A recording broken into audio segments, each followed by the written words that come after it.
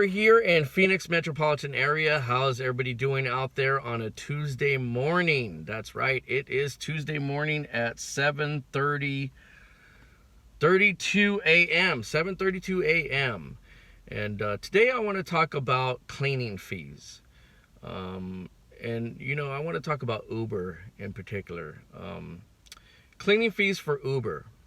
If you make a mess in an Uber car, there's a cleaning fee that can be charged to your card if you make a mess in an Uber car, or if you're taking an Uber, if you make a mess, there is a cleaning fee that is applied if you do make a mess in their car.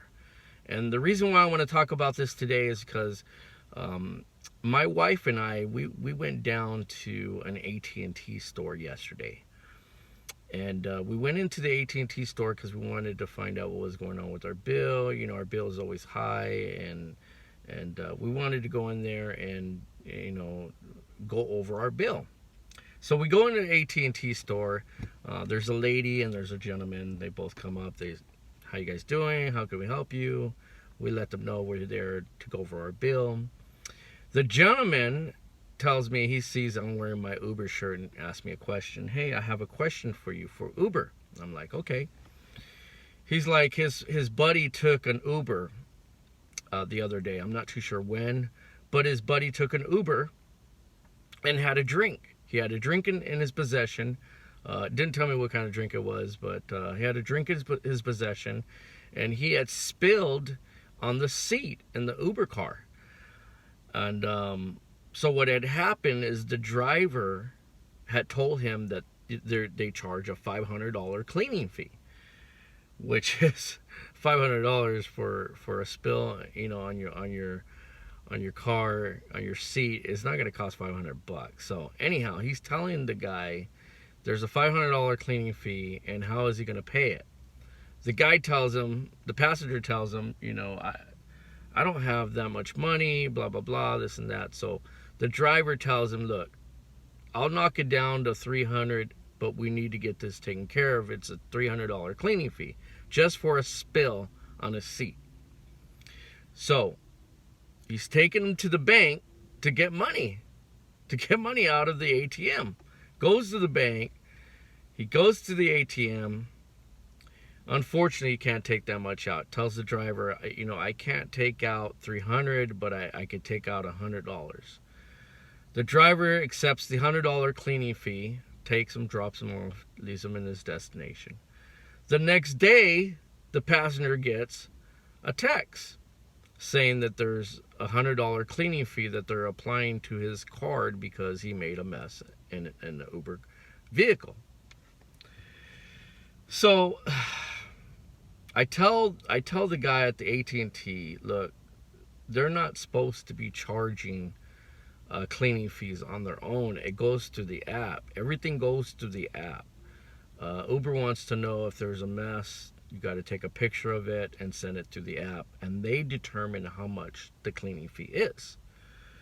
So this guy out here in Phoenix driving an Uber is charging cleaning fees on his own to passengers, then turn around and does a cleaning fee through the app, which he's not supposed to do that. So people, be aware of Uber drivers out in Phoenix taking cleaning fees from customers or passengers and then tacking on another cleaning fee on top of that. Wanted to bring that up as far as cleaning fees work, and the way it works is you make a mess in an Uber car, okay? Depending on how big the mess is, you make a mess. Then Uber driver takes a picture of the mess after the ride has been completed, takes a picture of the mess, sends it to Uber with a comment saying what the mess is. Could be vomit, could be a coffee spill, anything that's spilled, or whatever the mess is. Then Uber determines how much the cleaning fee would be on that mess, and that's the way it works. Now, to me, this Uber driver that the gentleman was talking about at the AT&T store, what his friend witnessed, he's doing some shady stuff out there. He's doing stuff that can get himself deactivated, maybe even go to jail. You don't hold anybody hostage in your car to get a cleaning fee. It just don't work that way. You don't ask the passenger for a cleaning fee. You do that after you drop off the passenger, and you do it through the app, through Uber. Not too sure how the cleaning fee is with Lyft, but it is that way with Uber. You pick up a passenger, they make a mess in your vehicle, you take a picture, you send it through the app along with the information on what the cleaning mess is. Then they determine how much it would be to charge that passenger the cleaning fee. So I wanted to bring that up because, there's just a lot of different type of drivers out there. And this Uber driver in particular is doing it all wrong. So I'm not too sure who the Uber driver is or what the deal is, but I heard this from an AT&T client that was helping me, a representative helping me in one of the AT&T locations. So I wanted to bring that up. I think that was a good thing to talk about as far as Uber drivers and cleaning fees, but that's the way cleaning fees work. If there's a mess in your car, you can send a picture, you can take a picture along with specifying what the mess is. Then Uber determines how much the cleaning fee would be, and they would take it out of the passenger's credit card, debit card, or whatever they used to get the ride. So wanted to bring that up. I think that was very good to talk about. Also, wanted to talk a little bit about California and what's going on in California. There's just a lot of things going on in California for ride shares.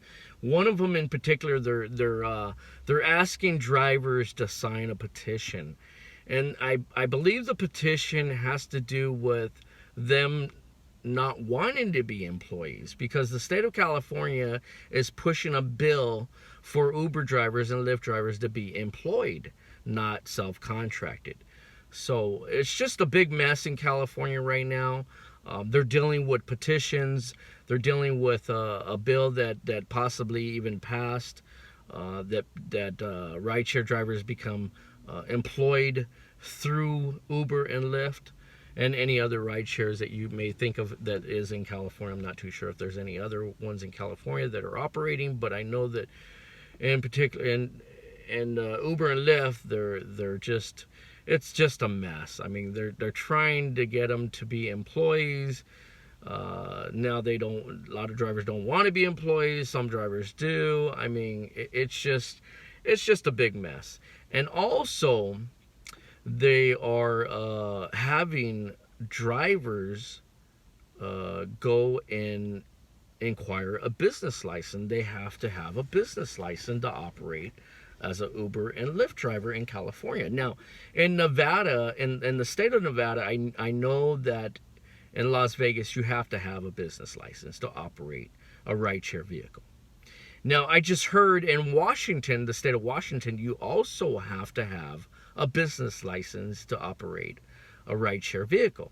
So that's what's going on right now in California. They're having drivers either, you got to have your business license in place. Otherwise, I'm not too sure if they deactivate you or they fine you. I think they can fine you. And I'm not too sure what the fine is, but I'm pretty sure that that's what happens, is they fine you if you don't have those business license in your possession.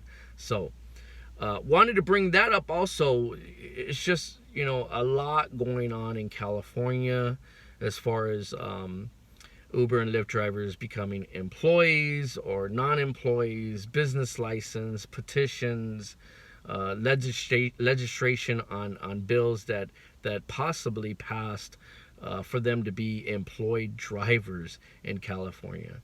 California is just a mess. I wanted to bring that up. I've been seeing a lot of videos. I've been reading and doing some research on California, and it's just, right now, it's just a big mess. They're not too sure what they want to do out there. They don't. I mean, some want to sign the petition. They think that it's a good thing. Some of them think it's not good. So it's just like I said, it's just a big mess in California, and that's one of the states that Uber drivers, Lyft drivers have to worry about. And the reason why I say this is because Uber and Lyft, their main office is in San Francisco, California. So whatever happens in California, it determines on what's going to happen throughout the world. You know, it just determines. I mean, it's open doors. It's done a lot of stuff as far as California, Uber and Lyft drivers. It started there, so it's opened a lot of doors. But also, it's opened doors for drivers that don't want to be a part of being employed, or they don't want to sign anything that may get them, you know, in trouble, or make them do things that they don't want to do. So California is a big problem right now with rideshare. And the reason why I say that is because whatever they decide in California, it's going to open doors for other states around the world.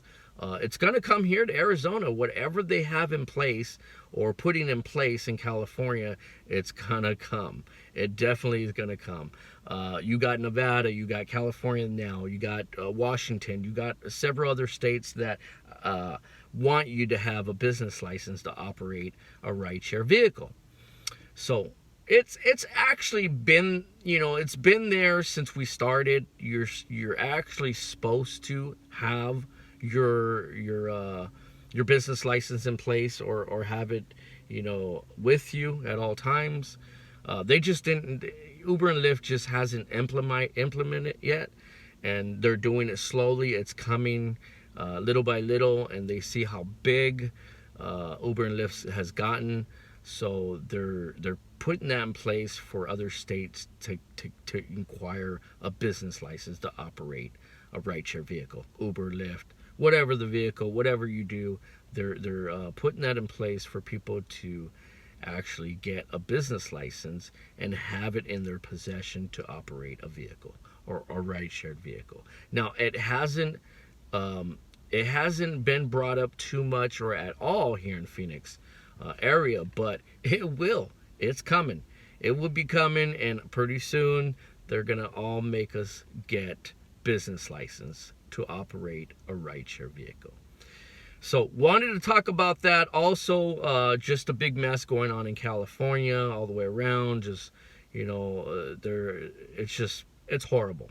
So keep your eyes open for all those videos out there that talking about California. I'll be talking more about California and more news about Uber and Lyft throughout the whole United States and the world. I'm going to be doing more news now than regular, just, you know, my day to day. I'll still do my day to day and talk about drivers, passengers, and the Phoenix and the Valley of Phoenix as well. But I'm gonna do a little bit more news. That way, you know what's going on. A lot of Phoenix drivers out here and Lyft drivers don't know really what's going on in the world as far as the rideshare companies go. So I'm going to do a little bit more about Uber and Lyft, and news, up-to-date news on what's going on with that for drivers, so that way the drivers know what they're getting into. But other than that, I mean, it's been a great day. It's been another great day in the Valley. Had some interesting passengers, but other than that, not too much else to talk about. So look out for my next videos. It's going to be more news than anything. I still will talk about my day-to-day also as well, keeping it real.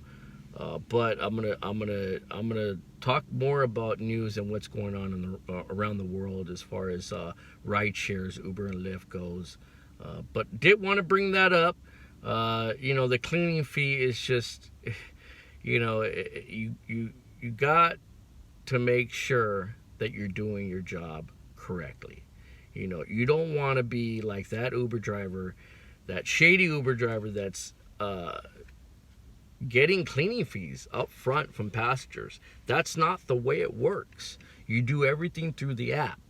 So with that being said, that driver, man, that driver is going to get deactivated. If he gets caught, he's going to get deactivated and maybe even go to jail because you're doing it all wrong. So be careful.